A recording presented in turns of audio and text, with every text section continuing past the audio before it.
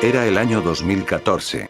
En una tranquila noche tropical del mes de marzo, 227 personas de diferentes nacionalidades esperaban tranquilos e entusiasmados para abordar un Boeing 777-ER. Esta aeronave tenía la misión de llevar a la mayor parte de los pasajeros de vuelta a casa, después de unas agradables vacaciones en Kuala Lumpur. El enorme avión se encontraba estacionado frente al terminal del aeropuerto, en donde los pilotos se encargaban de programar y preparar el Boeing para cumplir el largo vuelo hacia Pekín, China. Es así como finalmente los pasajeros se embarcan en la enorme aeronave, esperando tener un tranquilo y agradable vuelo. Es entonces como los motores del avión se encienden. El rugir de los motores resuenan por todo el avión, mientras que el capitán y el copiloto realizan el checklist para preparar el avión para el despegue. Dentro de la cabina de control, se encontraba al joven primer oficial, Farid Abdulhamid, quien dispone de unas 2.763 horas de vuelos.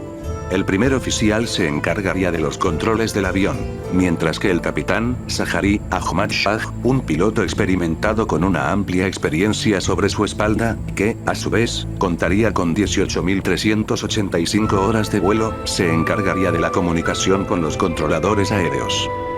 El copiloto se encontraba un poco nervioso, pero a la vez, determinado a comandar los controles de la aeronave, ya que este sería un vuelo de entrenamiento para él, con el fin de especializarse en comandar vuelos en aviones Boeing 777.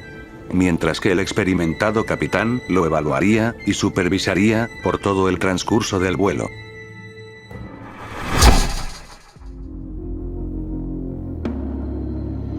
Es así, después de alinearse con la pista de despegue, el avión emprende su vuelo hacia Pekín, a las 12:41 de la medianoche. Los 227 pasajeros se relajan, mientras el tranquilo y acogedor ambiente de la cabina mantenía en serenidad a los pasajeros. A su vez, el copiloto se encarga de elevar la aeronave a su altitud de crucero. 20 minutos después, el vuelo 370 de Malaysia Airlines se encuentra ya a 11.000 pies de altura. El controlador aéreo se dirige al capitán, ordenándoles cruzar el Golfo de Tailandia, a través del punto de navegación, llamado Igari. Al llegar a ese punto, el avión saldría del espacio aéreo de Malasia, pero a su vez, entraría al espacio aéreo de Vietnam. A las 1:01 de la mañana, el capitán se comunica con la torre de control de Malasia. El capitán, Zahari, le informa al controlador malayo sobre la altura actual del avión, en donde le informa estar entrando a los 35.000 pies de altura.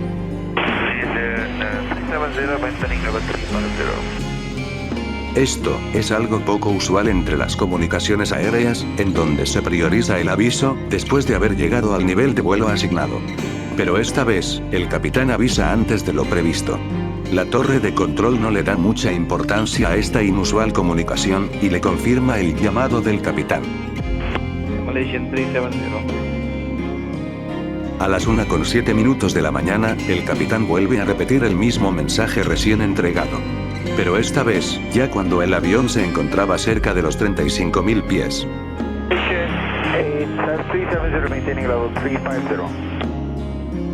Malaysian 370. 12 minutos después, a las 1:19 de la mañana, el controlador de Malasia se contacta con el vuelo de MH370, antes que salga de su rango del radar. El controlador malayo le da las órdenes al capitán para cambiar su frecuencia de radio a la de Ho Chi Minh 120,9. Es decir, contactar a esa frecuencia de radio para comunicarse con la torre de Vietnam. Malaysian 370, contact Ho Chi Minh 120.9. Es así como el controlador de Kuala Lumpur les traspasa la responsabilidad de dirigir a la aeronave a los controladores vietnamitas, tras la llegada del vuelo 370, al punto Igari. Mientras que en Vietnam, el controlador vietnamita espera la llegada del MH370 a su espacio aéreo. Pero, algo extraño sucedía. El controlador vietnamita vio al avión como entraba en la esquina inferior izquierda en sus radares, pero solo 5 segundos después, el avión desapareció.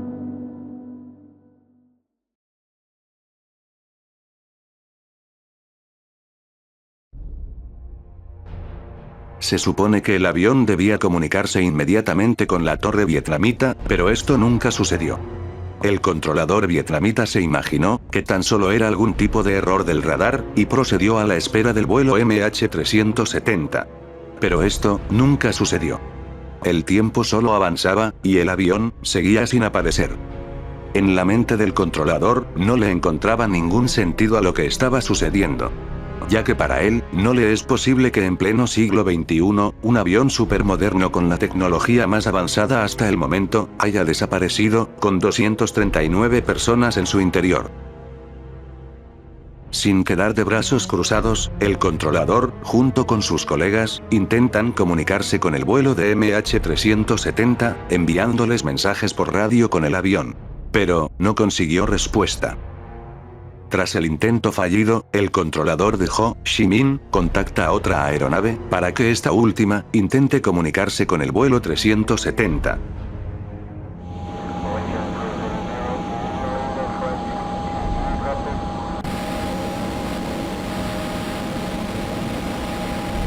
Aún así, lo único que consigue el avión es solo un ruido de estática.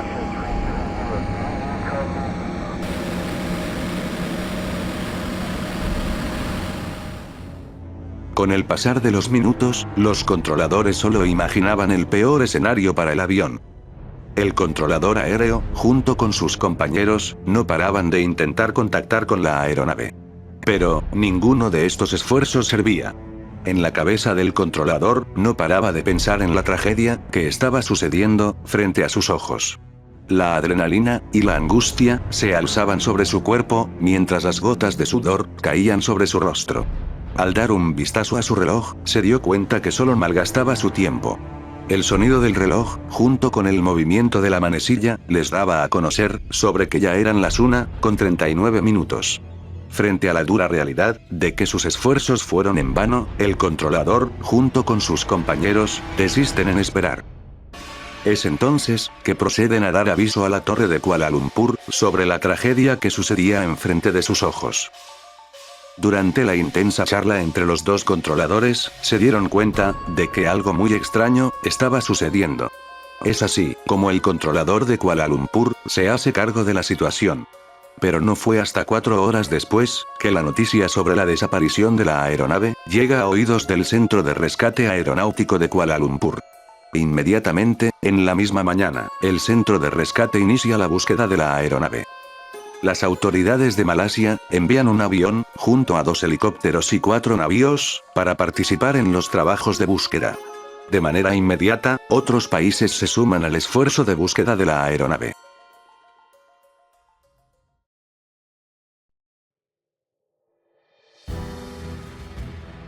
A la luz del sol, las misiones de rescate de los restos de la aeronave y los posibles supervivientes abarcaron a lo largo de la ruta de vuelo estimada de la aeronave. Esta ruta de rescate abarcó desde el Golfo de Tailandia hasta el Mar de China Meridional. Rápidamente, los rescatistas indagan cada rincón del Golfo de Tailandia. Pero por una muy extraña razón, no encuentran ningún resto ni pista que indique el paradero del avión. Pero, ¿cómo es posible que un avión tan moderno y automatizado, junto con 229 personas, haya desaparecido sin dejar ningún rastro? ¿Cómo es posible que hasta el día de hoy no se sabe con certeza qué es lo que realmente sucedió? Bueno, en este video, vamos a analizar e indagar sobre lo más profundo que significa este enorme misterio. Es entonces como vamos a resolver qué fue lo que pasó con el vuelo 370 de Malaysia Airlines. Así que, busca algo para comer o para beber y empecemos con el video.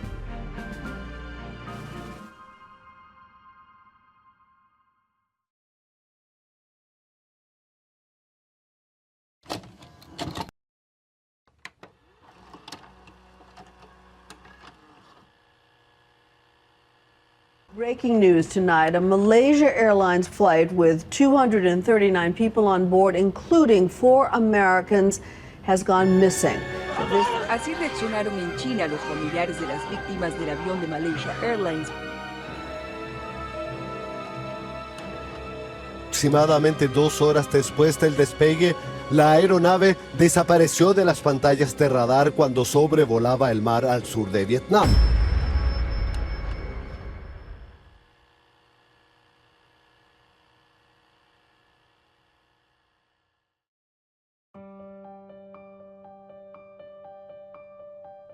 Antes de iniciar nuestra investigación, debemos tener en cuenta el punto principal que nos trae a este misterio. Es decir, el momento exacto cuando el avión se le perdió el rastro. Como vimos en la reconstrucción, el avión desapareció justo después de haber llegado al punto Higari. El cual, se debe tomar en cuenta que por esa zona, el alcance de los radares es muy limitado. Pero, ¿es posible volar un avión sin que sea detectado por los radares? La respuesta es sí. Para que un avión pueda enviar su ubicación a los radares civiles, es indispensable tener activo el transpondedor. En simples palabras, este dispositivo mantiene enviando diversos datos a los controladores aéreos, por medio de radiofrecuencias. Entre ellos, se encuentra la ubicación de la aeronave. Si este sistema es desactivado, inmediatamente el avión desaparece de los radares civiles. Esto explicaría el por qué el avión desapareció tan repentinamente de los radares civiles.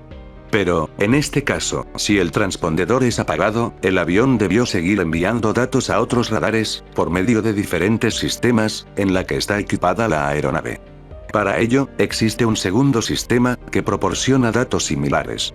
Pero con un fin completamente diferente. Este sistema, se llama ACARS.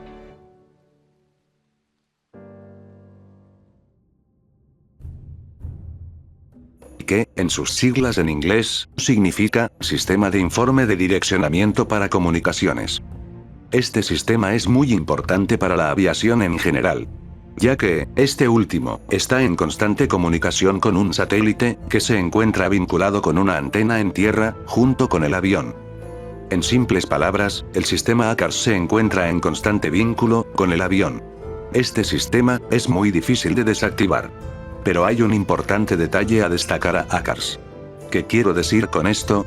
Bueno, este sistema no proporciona información de la ubicación exacta del avión, sino, proporciona información del rendimiento del avión, hacia los fabricantes, o alguna compañía de operaciones. ACARS proporciona datos sobre el origen, el destino, la cantidad de combustible y la altitud exacta de la aeronave. Todos estos datos son emitidos gracias a transmisiones satelitales, o por medio de ondas de radios, de VHF y HF. Gracias a este sistema, se pudo concluir hasta dónde pudo haber llegado el avión, por la cantidad de combustible que disponía la aeronave. Pero, aún así, este sistema no les daba información sobre qué dirección había tomado exactamente. Con estos datos, se pudo ampliar y determinar una área de búsqueda de 260.000 kilómetros cuadrados. Pero, aún así, era importante encontrar las cajas negras, lo más rápido posible. Es porque, con las corrientes marinas, estas pudieron haber cambiado de lugar a varios kilómetros a la redonda. O incluso, haberse enterrado, debajo de la tierra del fondo marino. Esto solo significa, que los miles de rescatistas y buscadores, no pueden darse el lujo de perder el tiempo.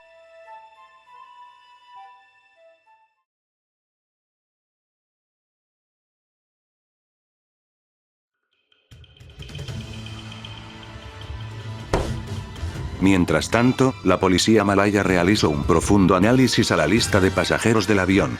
Entre tanta multitud de personas, se toparon con la alarmante sorpresa, que 2 pasajeros ingresaron a la aeronave, con 2 pasaportes robados. No fue mucho tiempo, hasta que la noticia, entró a oídos de los medios. Es así, como empezaron a surgir diferentes teorías, que trataban de explicar la repentina desaparición del avión. Entre todo el mar de teorías, había una, que empezó a tomar fuerza entre la voz pública y la de los investigadores. Esta teoría, nos daría a conocer sobre un posible rapto de la aeronave. Tras el 11 de septiembre, las formas y posibilidades de secuestrar una aeronave, se volvieron muy remotas. Pero no imposibles. Pero, ¿qué tan posible es que el vuelo MH370 haya sido raptado por un tercero? Esto lo podremos explicar de la siguiente forma. En el momento que unos de los 2 pilotos debieron haber salido de la cabina, alguna persona pudo haber amenazado al piloto que se encontraba fuera de la cabina. En ese momento, el piloto afectado ingresa a la cabina, junto con el atacante. Este último pudo haber obligado a los pilotos a cambiar de rumbo a la aeronave, hacia un paradero desconocido. Esta teoría fue bastante respaldada por diferentes expertos alrededor del mundo. Pocos días después, se revela una foto del copiloto, en donde se encontraba fuera de la cabina de mando de la aeronave, en unos de sus vuelos anteriores. Gracias a esta foto, y algunos testimonios por parte de sus colegas, esta teoría pudo entrar en consideración, sobre la mesa de los investigadores. Mientras el resto del mundo empezó a apoyar esta teoría, un gran porcentaje del grupo de investigación, dejaron en duda esta posibilidad. Aunque esta teoría entró en consideración, había un importante dato que no cuadra del todo. En un avión tan sofisticado, como el Boeing 777, junto a la experiencia del capitán, se les hizo muy extraño que ninguno de los pilotos, no haya alertado de este hecho. En la actualidad, existen diferentes formas de alertar a los controladores aéreos sobre algún tipo de apoderamiento de la aeronave, por parte de algún tercero.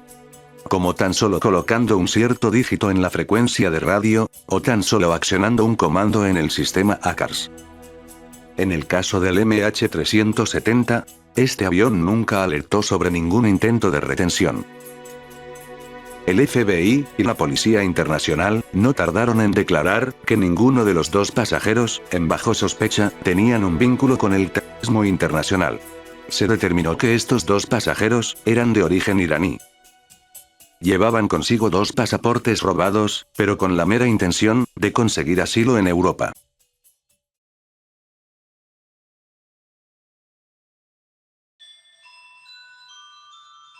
...11 de marzo de 2014. 3 días después de la desaparición del avión. El ejército malayo saca a la luz un importante descubrimiento, que cambió, por completo, el giro de la investigación. El ejército nos relata que por alguna razón, 3 minutos después de contactar con el controlador malayo, el avión cambia bruscamente de dirección, no solo una vez, sino 3 veces. Junto con esta aclaración, se descubre que el avión se encontraba a 35.700 pies de altura, junto con una increíble velocidad de casi 500 nudos. Siendo una velocidad pero muy rápida para un Boeing 777. Se dio a conocer, que el avión fue detectado por los radares militares hasta las 2:22 de la mañana. En donde fue detectado por última vez a 272 millas, del noroeste de la península de Penang, a una altura de 29.500 pies. Pero esto, no es todo lo que se descubrió. Se pudo determinar, que tan solo 2 minutos después de haber llegado al punto Higari, el transpondedor se apaga, incluyendo, gran parte del sistema ACARS. El cual, ya habíamos dicho que este último, es muy complicado de apagar para cualquier piloto. Esto, cambió por completo la perspectiva del accidente. En donde, muchas más teorías e hipótesis comenzaron a saturar las mentes de los investigadores. Con el pasar de los días, los familiares reclamaban alguna respuesta por la desaparición de sus seres queridos. Incluyendo, que la búsqueda de la aeronave, cada vez se hacía más, y más costosa. Los investigadores deben actuar rápido y debían tener una sólida conclusión, antes que todo sea muy tarde. Entonces, si no fue un atentado, ¿cómo podemos explicar este brusco giro de la aeronave? Es así, como analizaremos la siguiente posibilidad, que sería, un posible incendio o alguna emergencia masiva dentro de la aeronave.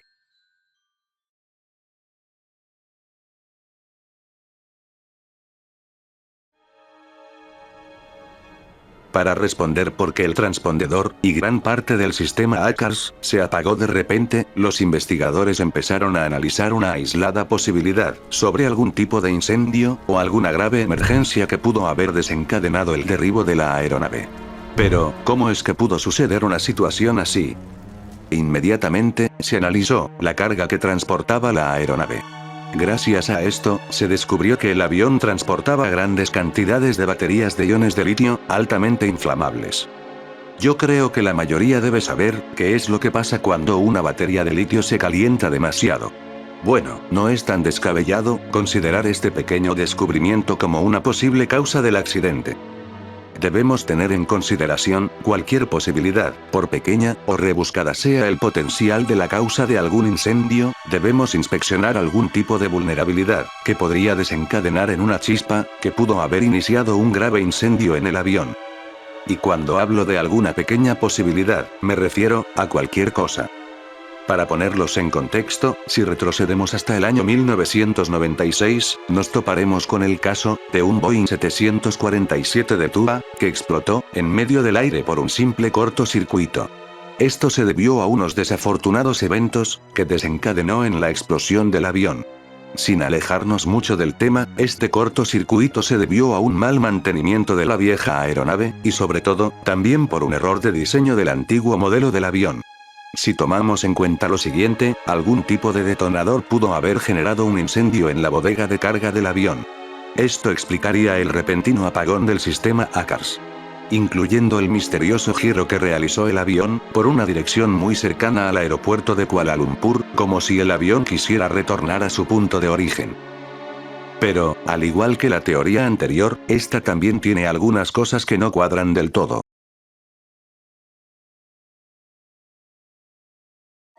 No se realizó ninguna llamada de emergencia hacia los controladores aéreos. En la aviación, un incendio dentro del avión es una de las cosas más graves que pueden suceder en pleno vuelo.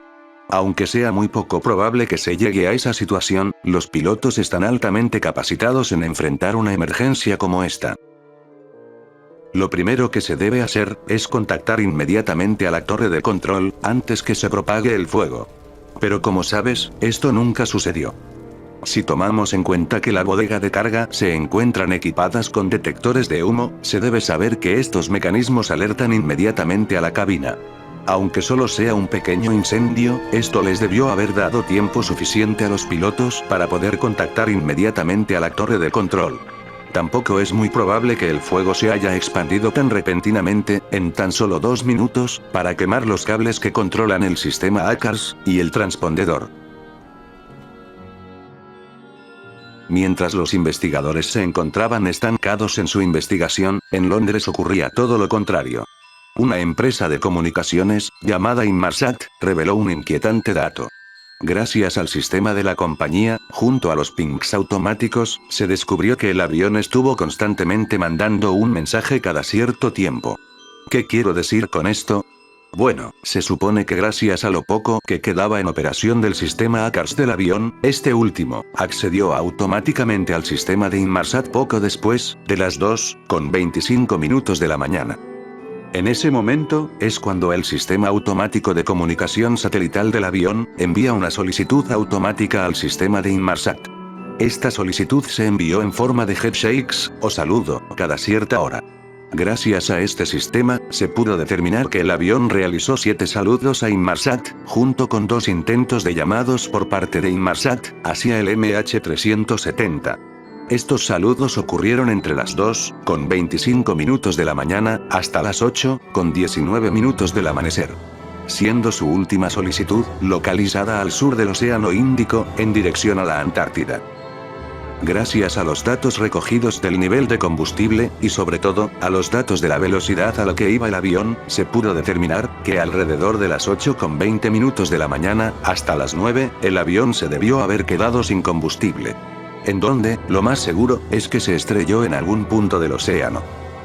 Gracias a la revelación de los nuevos datos entregados por Inmarsat, se descartó completamente la hipótesis sobre algún incendio. Pero, ¿qué hacía el avión en ese lugar? Esto dio un giro de 180 grados a la investigación. Por alguna muy extraña razón, el Boeing 777 se desvió completamente de su ruta, en dirección hacia la Antártida. Pero, ¿qué había en ese lugar, para que un avión con 229 personas a bordo se desvíe hasta el océano? Bueno, gracias a la reciente información entregada por Inmarsat, los investigadores pudieron determinar la posible causa de la desaparición de la aeronave. Es así como investigaremos la última posibilidad que nos ayudaría a explicar la pérdida de la aeronave. Esta posibilidad sería algún tipo de despresurización intencional, o no intencional, del avión. La despresurización es cuando un avión en pleno vuelo se queda sin oxígeno y sin presión dentro de la cabina de pasajeros y de la cabina de mando. Como sabemos, los aviones necesitan viajar a una gran altura. Pero es importante saber que a mayor altura, el oxígeno es más escaso. Para eso, el avión necesita obligatoriamente de oxígeno y una presión estable para generar un ambiente agradable dentro de la cabina. Para esto, el avión se presuriza para evitar cualquier malestar causado por la falta de oxígeno. En caso de alguna despresurización, las máscaras de oxígeno caen inmediatamente sobre las cabezas de los pasajeros. Incluyendo que los pilotos tienen unos tanques de oxígenos especiales para estos tipos de casos. Pero, por desgracia, las máscaras de oxígeno de los pasajeros solo tienen autonomía de 12 minutos. Se supone que esta poca autonomía sería tiempo suficiente para que el capitán realice un descenso de emergencia, para lograr estabilizar la aeronave a una altura favorable, rica en oxígeno. Por el contrario, si no se actúa a tiempo, las máscaras de oxígeno de los pasajeros dejarían de funcionar después de los 12 minutos, dejando sin oxígeno a los pasajeros, provocando un fenómeno llamado hipoxia. La hipoxia es muy peligrosa para cualquier piloto, ya que este afecta directamente a los hemisferios cerebrales, provocando grandes problemas en la función motora, junto a una enorme desorientación. En el momento que estás en medio de una hipoxia, no te llegas a dar cuenta que estás mal, hasta cuando todo es muy tarde, provocando, en la mayoría de los casos, el fallecimiento del afectado. Por esta razón, los pilotos tienen que estar completamente preparados para actuar en un caso de despresurización del avión. La despresurización puede ser causado por alguna explosión, algún fallo mecánico, o ser causado intencionalmente. ¿A qué me refiero con intencionalmente? Bueno, desde la cabina de control, esta función puede ser desactivada con un simple mecanismo ubicado en la parte superior de los controles de los pilotos. Al desactivarse, provocaría una despresurización inmediata del avión, causando la muerte de todos los pasajeros, exceptuando al capitán, si es que se encuentra constantemente cambiando sus tanques de oxígeno. Al analizar los 3 giros que realizó el MH370, nos daremos cuenta de que el avión estuvo siendo controlado por mano humana, hasta llegar alrededor de las 2:25 de la mañana, en donde el avión realizó su último giro y estuvo volando en línea recta en dirección a la Antártida.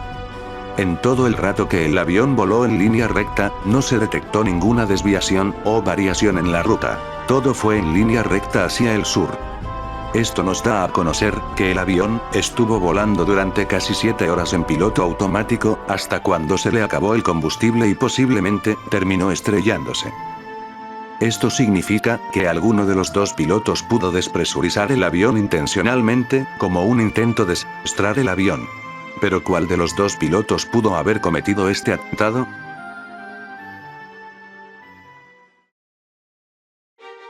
Los investigadores realizaron una intensa investigación hacia ambos pilotos. Primero, el copiloto, Farid Abdulhamid, fue rápidamente descartado como el perpetrador del atentado, ya que él no tenía ninguna intención de realizar un acto de este calibre. Junto a ello, se conocía que él era un joven optimista, que estaba pronto a casarse.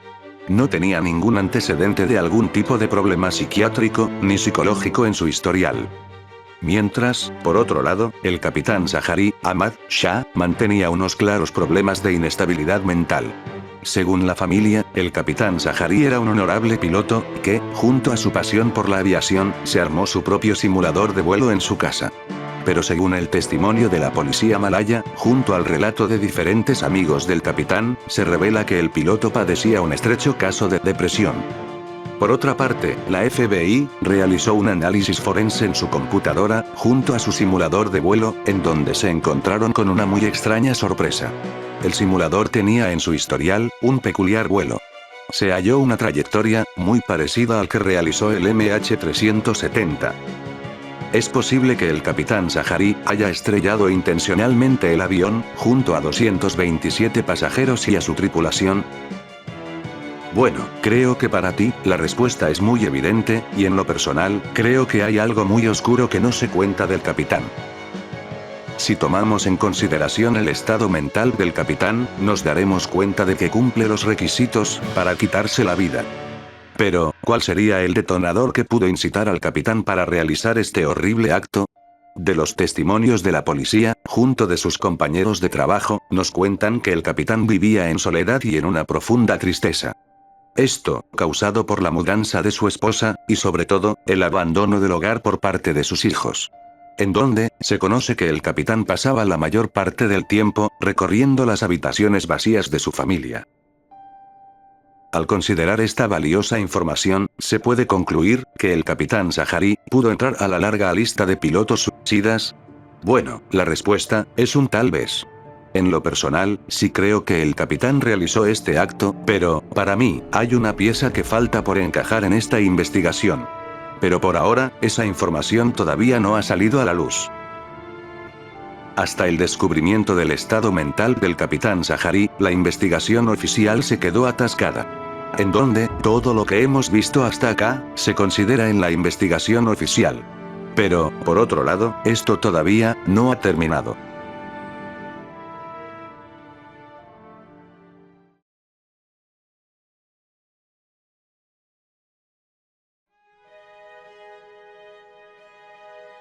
«16 meses después de la desaparición del avión, el Servicio Municipal de Limpieza de las Playas Francesas de la isla de Reunión, informó sobre el encuentro de una extraña pieza de metal, de forma aerodinámica, en una de sus costas. Gracias a un intenso análisis se pudo determinar que esta pieza de metal perteneció a una parte del ala de un Boeing 777. Gracias a este descubrimiento, todo parecía encajar paso por paso en la causa real del accidente de la aeronave. Poco después, se fueron encontrando varias piezas que parecieran pertenecer al MH370. Incluyendo, un panel de estabilizador horizontal que se presume que formó parte del Malaysia Airlines 370. En marzo de 2016, se encontró un pedazo de turbina con el logo de Rolls-Royce, la empresa que fabrica los motores del 777, en las costas de Mosel Bay, en Sudáfrica. Así como otra pieza, al parecer de la cabina, en la isla Rodríguez de Mauricio. En junio de 2016, fue encontrado otra posible pieza en la isla de Pemba, en Zanzíbar, Tanzania. También en Madagascar, y en la isla Canguro al sur, de Australia, se hallaron 3 piezas más que ya están siendo investigadas. Te debes preguntar, ¿cómo es que aparecieron las piezas del avión por esas zonas? Bueno, simplemente las corrientes marinas trasladaron gran parte de los restos del avión hasta esa zona. Si analizamos los restos de la aeronave, nos daremos cuenta de que solo se pudo encontrar pequeños pedazos del avión. Esto significa que lamentablemente el avión se destruyó completamente por algún brusco impacto contra el océano. Pero, aún así, en enero de 2017, se anunció la cancelación de la búsqueda de la aeronave. Junto a ello, solo se pudo encontrar 6 piezas que fueron confirmadas, que formaron parte del avión desaparecido.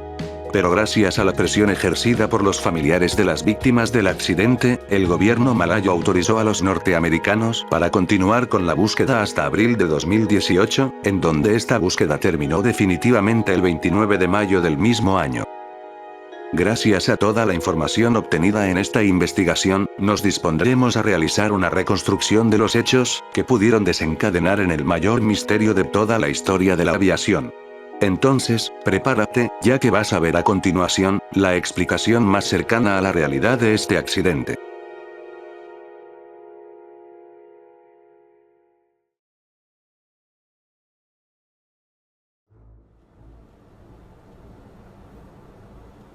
Retrocederemos, hasta cuando el avión se encuentre en los límites del espacio aéreo malayo, justo en el punto Igari. El capitán se despide del controlador aéreo, sin repetir la instrucción, como es común en las comunicaciones aéreas. El controlador aéreo no le toma importancia y se ocupa del resto de vuelos asignados. Durante un lapso de 2 minutos, el copiloto, Farid Abdul, sale de la cabina, para ir al baño, o tal vez, para traer algo para comer, o algún café a pedido del capitán, como es costumbre. A las 1:22 de la mañana, el capitán aprovecha que estaba solo en la cabina de mando, para apagar el transpondedor del avión, y parte del sistema ACARS. Haciendo que este desaparezca de los radares civiles. Poco después, bloquea la puerta, impidiendo que el copiloto regrese a la cabina de mando. A las 1:23, el capitán desactiva el piloto automático, e inicia un brusco giro a la izquierda. Justo en ese momento, el copiloto se percata que la puerta de la cabina se encuentra completamente bloqueada. Es así, como forcejea la puerta, pero no consigue éxito. El copiloto, Farid Abdul, le insiste al capitán que le abra la puerta, pero no consigue respuesta. El capitán Zaharí levanta su mano hacia el panel de controles, que se encuentra arriba de su asiento. y desactiva la presurización de la aeronave, provocando que dentro de un lapso de 30 a 60 segundos, todo aquel que no reciba oxígeno caiga inconsciente. El copiloto, Farid Abdul, se empieza a sentir mareado y desorientado. Cada vez que forcejea la puerta, pierde mucha más fuerza.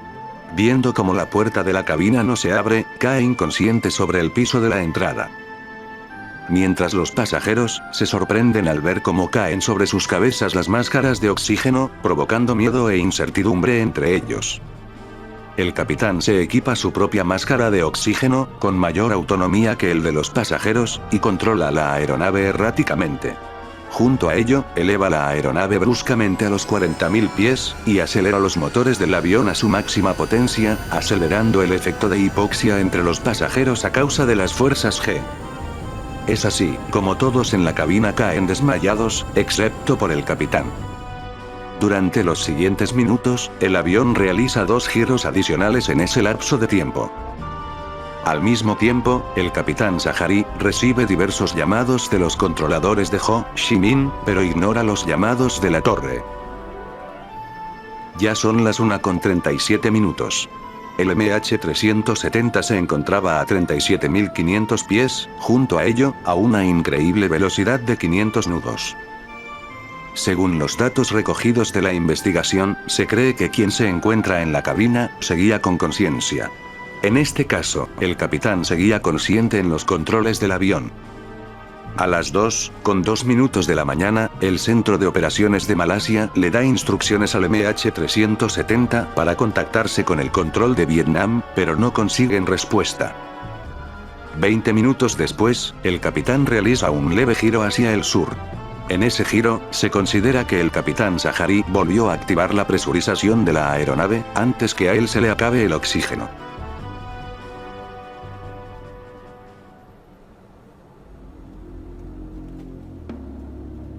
Pero, de lo que no sabía el capitán, es que el sistema ACARS del avión seguía parcialmente activo. En consecuencia, la aeronave se conecta automáticamente a los satélites de Inmarsat. Bajo el desconocimiento del capitán, el avión entrega datos fundamentales en forma de saludos a Inmarsat, cada cierto tiempo. A causa de esta conexión, se vulneró la posición a la que se estaba emitiendo esta información. 17 minutos después, el centro de Inmarsat efectúa una llamada satelital al avión, pero este no consigue respuesta. Durante toda la noche, el avión se mantuvo sobrevolando el Océano Índico. Es así, como a las 7:31 de la mañana, la aeronave se encuentra completamente alejado de su destino. Junto a ello, el centro de Inmarsat realiza una segunda llamada satelital al avión, pero el capitán, nuevamente, ignora estos mensajes. A las 8:11 de la mañana, el avión realiza un sexto saludo a Inmarsat. Alrededor de 8 minutos después, el avión efectúa otro intento de saludo al sistema de Inmarsat. Pero este, se corta a la mitad. Se presume que en este momento, el avión se quedó sin combustible.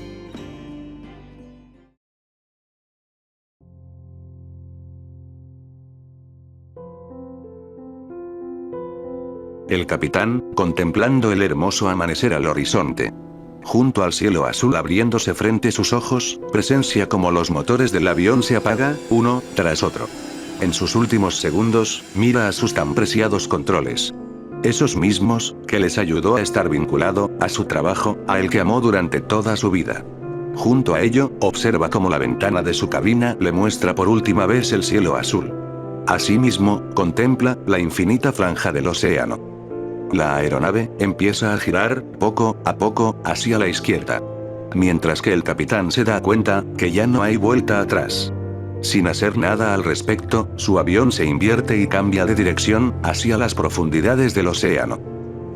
El capitán contempla en primera persona cómo el agua invade el paisaje de su ventana. El girar del avión transforma el cálido y acogedor ambiente de la cabina, junto al sonido del viento chocando con el fuselaje, a una incesante montaña rusa. Los sentimientos encontrados, junto a los pocos segundos que le queda al avión en el aire, hace reflexionar al capitán. Miles de recuerdos y situaciones pasan por la mente del viejo piloto. Su último viaje, un viaje sin retorno. se resume en la razón de toda su existencia. En un ¿por qué? ¿Por qué hice esto?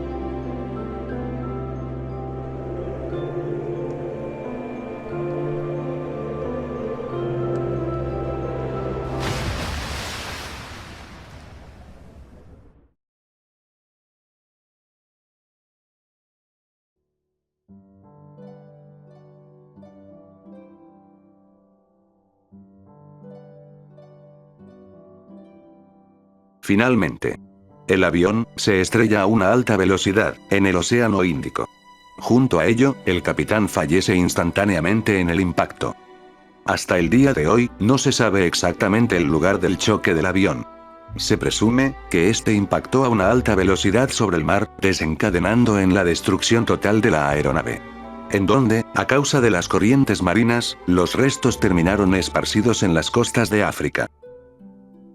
Poco después, Malaysia Airlines tuvo que ser víctima de otro accidente de otros de sus aviones en el mismo año, provocado por el derribo de un misil rebelde ruso, a causa del conflicto en Crimea, en Ucrania. Pocos meses después del accidente del MH370, la aerolínea casi se fue en la quiebra, pero con la ayuda del gobierno malayo, la aerolínea se pudo salvar. Tal vez, nunca sabremos la verdad sobre lo que pasó en este vuelo. Pero lo que podemos rescatar, es que siempre, hay que estar en constante contacto con un avión, para que no vuelvan a pasar estos tipos de incidentes. Aún no se sabe, si el capitán realmente se encontraba motivado para realizar tal acto, o si fue influenciado por un tercero para realizar este atentado. Quizás, con el pasar del tiempo, podamos saber qué fue exactamente lo que pasó en ese avión. Terminando con el video, me gustaría dar mis condolencias a todas las personas que fueron víctimas de este desafortunado acto. Espero que algún día se sepa la verdad sobre este accidente, y sobre todo, para encontrar consuelo para todas esas familias que les tocó sufrir durante tantos años la desaparición de sus seres queridos. Junto a este mensaje, me despido. Espero que tengan una muy buena noche.